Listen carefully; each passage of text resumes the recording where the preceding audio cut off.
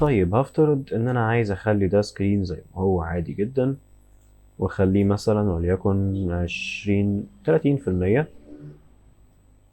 تمام. عايز بقى ايه يعني الجلوسنس ما يبانش في كل ده، يعني عايزه يبان مثلا وليكن في النص بس، مش عايزه يبان في كل ده. مع العلم انا ايه يعني البروجكت ده انا عملت له بلاي ليست لوحده، لو حابب تعرف انا اشتغلت عليه ازاي يعني. بس خلينا انا بشرح بالتفصيل. انت عايز مثلا تخلي الجلوسنس ظاهرة في الجزء ده بس، ساعتها بتعمل حاجة اسمها ماسك. ماشي. ايه الماسك ده؟ ده زي ما تقول كده الجزء اللي ظاهر بتاعك من اللاير. ماشي. انت لما كنت واقف هنا في اللاير عملت ماسك، ظهر لك المستطيل الابيض ده. معنى ان المستطيل ده ابيض يبقى اذا اللاير بتاعك كله ظاهر. طيب عشان تخفي حاجة منه بتعمل ايه؟ بتستخدم البرش.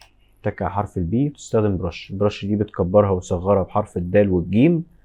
ماشي. البرش دي لما انت تستخدم اللون الاسود كده، تعال نزود بس دي. تمام.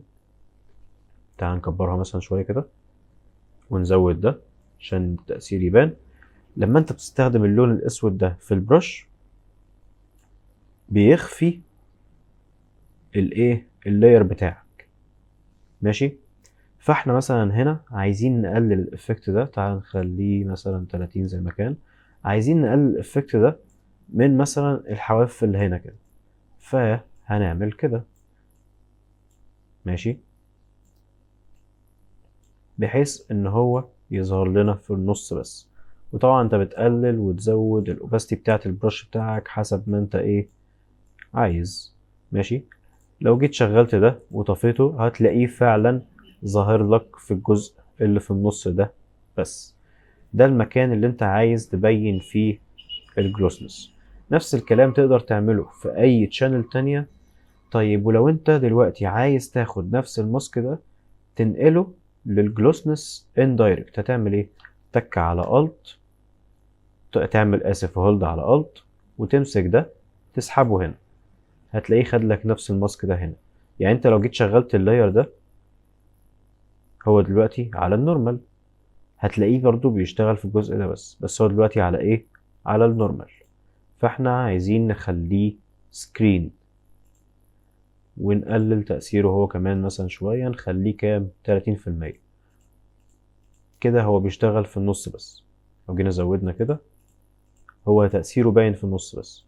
ليه؟ لأن الأبيض بتاعك هو اللي بيظهر اللاير، الأسود هو الجزء المخفي من اللاير. تمام. حاجة زي الإيميشن دي لو احنا شغلناها وبينا الإيميشن ده على الآخر، عايزين مثلا الحتة دي بس هي اللي يبقى فيها الإضاءة شديدة. ماشي. واحنا مخلينه على كام؟ على 100%. كل اللي هتعمله كده كده ايه يعني يعتبر الإيميشن مش باين، او اسف الاول هتعمل ماسك. ماشي. كده كده ايه يعتبر الايميشن مش باين غير هنا وفين وفي البارتيكلز دي. احنا لو عايزين نشيل الاضاءه مع البارتيكل هزودتها على الاخر 100%، هعمل كده. واخد بالك من الفرق؟ كده انا شلته مثلا ايه، خليت البارتيكل دي ما تنورش. لو عايز الجزء ده بس هو اللي يبقى فيه اضاءه شديده لازم اتاكد ان انا ماسك الماسك ده. ماشي. واكبر الفرشه بتاعتي وابتدي امسح هنا. واخد بالك اصلا اللون الاسود بيظهر هنا في الجزء ده. تمام. كده لما تيجي تشغل اللاير وتطفيه هتلاقي الاضاءة بتاعتك بقت بتظهر هنا بس في الجزء ده. طيب ولو انت عايز ترجع تخليها تنور تاني هتعمل ايه؟ تتك على حرف الاكس بحيث ان اللون الابيض ده اللي انت تستعمله مش الاسود، وتبتدي تظهرها تاني.